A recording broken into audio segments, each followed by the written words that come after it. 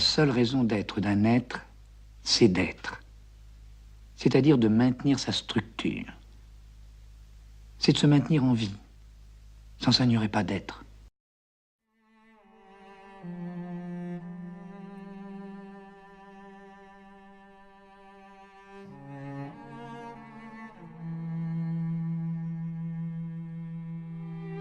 Qu'est-ce que c'est l'éloge de la fuite? L'éloge de la fuite, c'est l'éloge de la créativité imaginaire d'un comportement pour éviter de mourir trop tôt.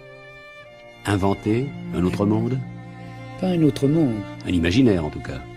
Oui, mais le psychotique, dans ce cas-là, s'est inventé son monde imaginaire. Il a fui. C'est une fuite, il y a des fuites variées.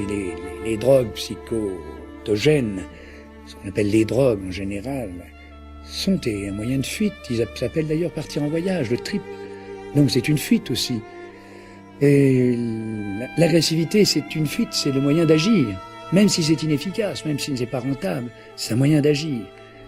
Et la majorité des grands créateurs sont à la limite de la psychose. Vous ne pourrez quand même pas vous rappeler Van Gogh, Schumann, Cantor et la théorie des ensembles, etc.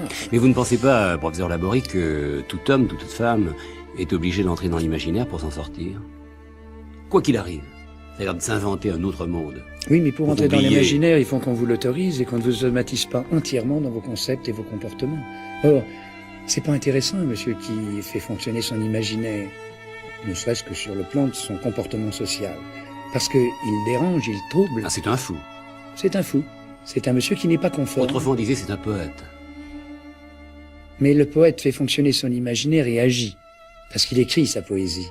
Et alors donc c'est au moins un moyen de traiter sa névrose finalement. Et de nous dire qu'il a une mélange. C'est un névrotique le poète. Ou quand il n'est pas psychotique, c'est un névrotique au moins, c'est-à-dire qu'il a un langage du cœur, c'est-à-dire qu'il essaie de nous dire, voilà, je suis malheureux, je suis pas bien dans ma peau, je sais pas pourquoi, parce que dans son inconscient que ça se passe. Alors il essaie de nous attendrir par l'intermédiaire d'une production artistique. Il a un don de création. Mais tous, nous avons des dons de création. Tous. Mais tout le monde. Tout le monde a un cerveau orbitofrontal, ou alors c'est pas un homme, c'est un chimpanzé. Encore un chimpanzé a lui aussi un cerveau orbitofrontal. Seulement, on l'occulte, on le stérilise.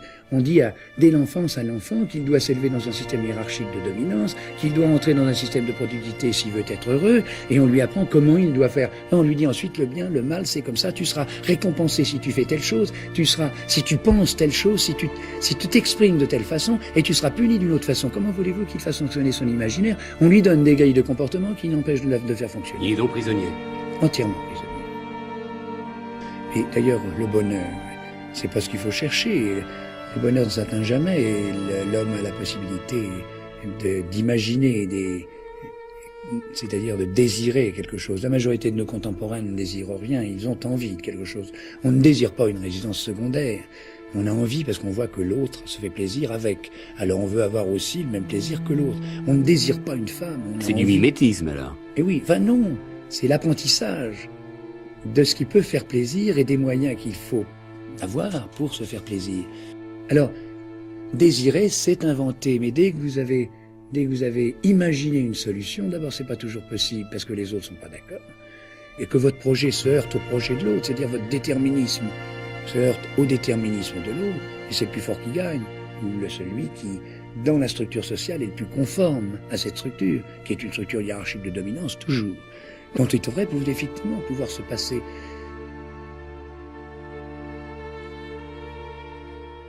Mais en fait, ce que nous essayons de faire, c'est de projeter sur le monde qui nous environne, enfin les autres hommes, une image idéale que nous sommes faites de nous-mêmes. Et quand nous y réussissons, nous sommes contents. D'ailleurs, à ce moment-là, on est conservateurs.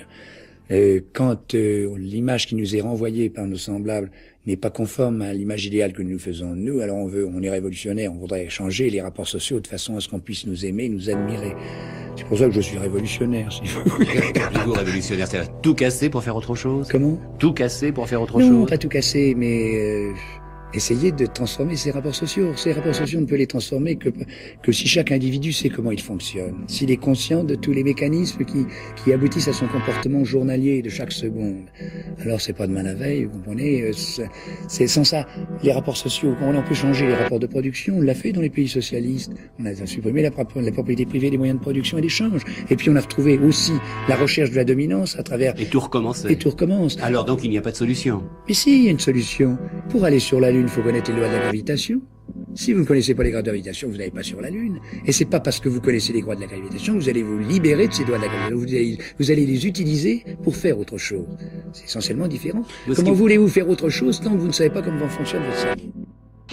Je crois que ce qui a été grave pour l'espèce humaine, c'est que les animaux font partie d'un paysage. Comme aurait dit Jacques Monod, ils ont des pressions de nécessité. Ils obéissent pas, ils disparaissent en tant qu'individus, en tant qu'espèce. L'homme s'est trouvé exactement dans la même situation.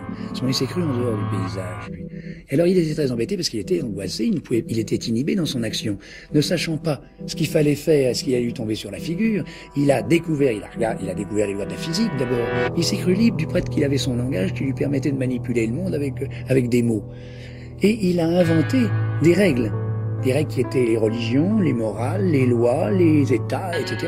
Et ces règles, c'est inventé des corsets. Elles sont strictement abstraites, ouais. Et elles défendent, elles protègent quoi? Non pas la structure de l'individu, mais la structure du groupe. Alors comme ce groupe se trouve dans un espace et qu'à côté de lui il y a d'autres groupes qui veulent aussi bénéficier des mêmes avantages, il y a compétition entre les groupes et finalement c'est l'espèce qui est en train d'en crever, c'est tout.